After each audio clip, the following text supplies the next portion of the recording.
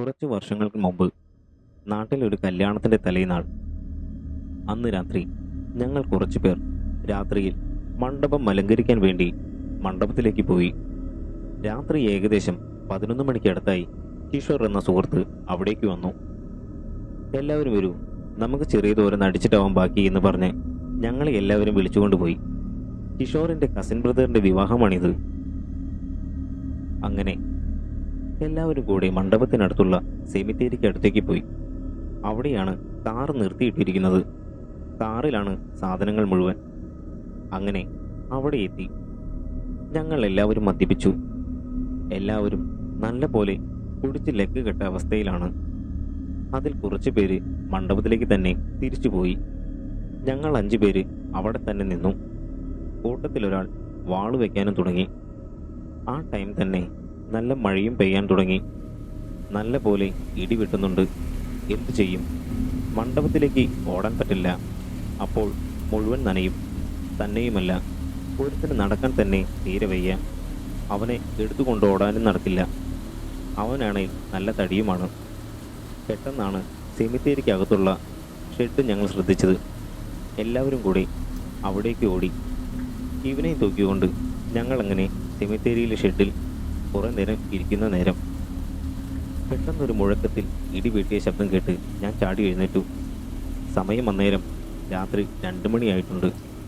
മഴ കുറഞ്ഞിട്ടില്ല. എല്ലാവരും അവിടെ കിടന്ന് നല്ല ഉറക്കമാണ്.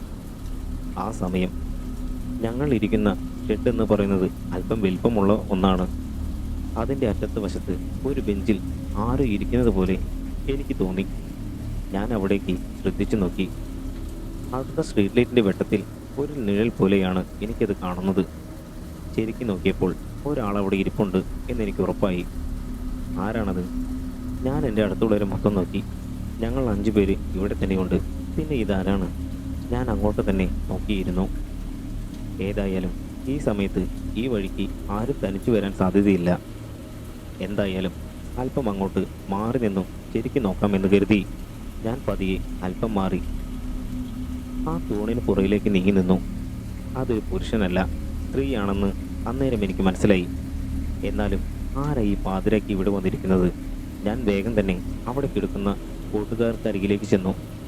ഞാൻ അവരെയെല്ലാം പതിയെ തട്ടി വിളിച്ചു. ആർക്കും ഒരു ബോധവുമില്ല. മഴ അപ്പോഴും തോർന്നിട്ടില്ല.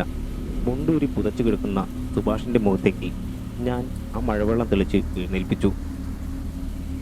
ഞാൻ അവൻ എഴുന്നേറ്റ പാടെ തെറി പറയുമെന്ന കാര്യം അറിയാവുന്നതുകൊണ്ട് അവൻ്റെ വായ പൊത്തിപ്പിടിച്ചു. ശേഷം പതിയെ അവനോട് ഞാൻ കാര്യം പറഞ്ഞു. എന്നിട്ട് ഞങ്ങൾ 2 പേരും ചേർന്ന് ആ സ്ത്രീയെ നോക്കി. അവർ അവിടെ നിന്നും എഴുന്നേറ്റ് ആ മഴയിലേക്ക് ഇറങ്ങി മുന്നോട്ട് നടക്കാൻ തുടങ്ങി. ഇവരിത് എങ്ങോട്ടാണ് പോകുന്നത്?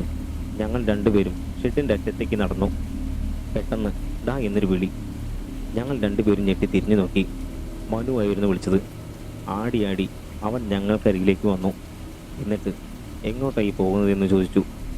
ഞങ്ങൾ അവനോട് കാര്യം പറഞ്ഞു. ആദ്യമൊന്നും അവൻ ഞങ്ങൾ പറഞ്ഞത് വിശ്വസിച്ചില്ല. നീങ്ങുക എന്നും പറഞ്ഞ് ഞങ്ങൾ അവനെ കൂടെ കൂട്ടി ഷെഡിനറ്റത്തേക്ക് എത്തി. എന്നാൽ അവിടെ എത്തിയതും ഈ സ്ത്രീയെ കാണാനില്ലായിരുന്നു.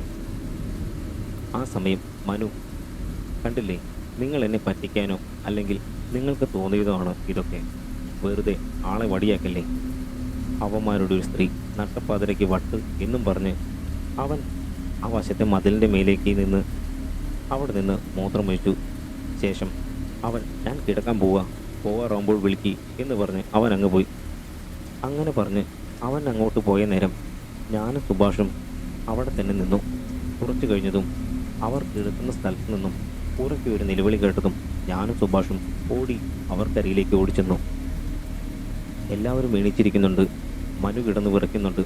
എന്താടാ? ഞാൻ ചോദിച്ചു. ഞാനിവിടെ എത്തി നോക്കുമ്പോൾ ഇവരുടെ അടുത്ത് ഒരു പെണ്ണ് ഇരിക്കുന്നത് ഞാൻ കണ്ടു. ഞാൻ ഒച്ച വെച്ച് കരഞ്ഞതും ആ രൂപം ദേ അങ്ങോട്ട് പെട്ടെന്ന് നീങ്ങി. എടാ, അത് പ്രേതമാണ്, എനിക്ക് ഉറപ്പാണ്, വാ നമുക്ക് ഇവിടെ നിന്ന് പോവാം, മനു പേടിച്ചു വിറച്ച് പറയുകയാണ്. അത് കേട്ടതും ഞങ്ങൾക്കും ഭയമായി. എല്ലാവരും കൂടി ഇനി എന്താ ചെയ്യുക? നല്ല മഴയാണ്, നമുക്ക് ഈ മഴയത്ത് തന്നെ ഇറങ്ങിപ്പോവാമെന്ന് മനു പറഞ്ഞു. അന്നേരം ദേ അങ്ങോട്ട് നോക്ക്, സുഭാഷ് പറഞ്ഞത് കേട്ട് ഞങ്ങൾ ആ ഷെഡിൻ്റെ അറ്റത്തേക്ക് നോക്കി. അവിടെ നീളത്തിലൊരു സ്ത്രീ മുടിയൊക്കെ പരത്തിയിട്ട നിലയിൽ ഒരു കറുത്ത നിഴൽ കണക്കെ അവിടെ നിൽക്കുന്നത് ഞങ്ങൾ കണ്ടു. ഞങ്ങളെ നിന്ന് നോക്കുകയാണ്. അത് കണ്ടതും ഞങ്ങളെല്ലാവരും ഉറക്കെ കാറിക്കൊണ്ട് അവിടെ നിന്നും ഇറങ്ങി ഓടി. ആ മഴയത്ത് ഞങ്ങൾ ഓടി ആ സെമിത്തേരിക്ക് പുറത്തേക്ക് എത്തിയതും അതിനുള്ളിൽ നിന്നും ഒരു സ്ത്രീ കാറ് വിളിക്കുന്ന കൂട്ടുശബ്ദം ഞങ്ങൾ കേട്ടു.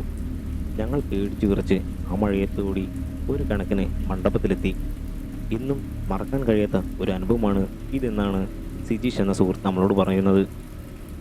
സിജീഷിൻ്റെ ഈ അനുഭവകഥ നിങ്ങൾക്ക് ഇഷ്ടപ്പെട്ടു എന്ന് കരുതുന്നു. അടുത്ത നല്ലൊരു അനുഭവകഥയുമായി നമുക്ക് വീണ്ടും കാണാം. See you soon.